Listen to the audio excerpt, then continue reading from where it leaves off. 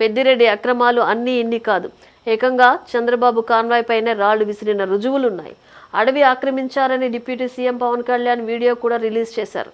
అయినా సరే ఆయన పైన, ఆయన అనుచరుల పైన ఎందుకు చర్యలు తీసుకోవటం లేదనేది సగటు టీడీపీ అభిమాని ప్రశ్న.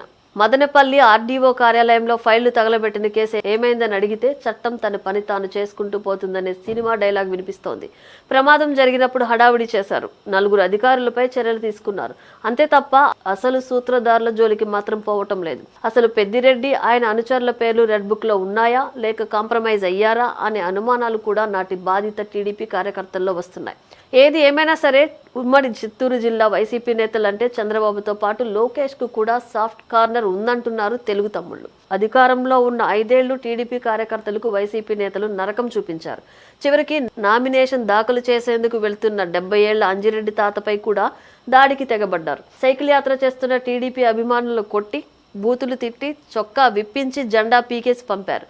ఇవన్నీ అందరికీ తెలిసిన విషయాలే. ప్రతి దానికి వీడియో రికార్డు కూడా ఉంది.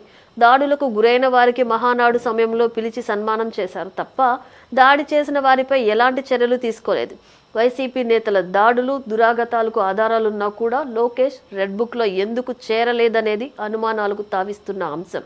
సరిగ్గా ఎన్నికలకు ముందు టీడీపీలో చేరిన వైసీపీ నేతలకు నామినేటెడ్ పదవులు ఇవ్వటంతో టీడీపీ నేతలు అసహనం వ్యక్తం చేస్తున్నారు. పదవి దక్కించుకున్న ద్వితీయ శ్రేణి నేతలంతా తమ రాజకీయ గురువు కోసమే ఇప్పటికీ పనిచేస్తున్నారని, అందుకే వైసీపీ నేతలపై ఈగ కూడా వాలటం లేదంటున్నారు.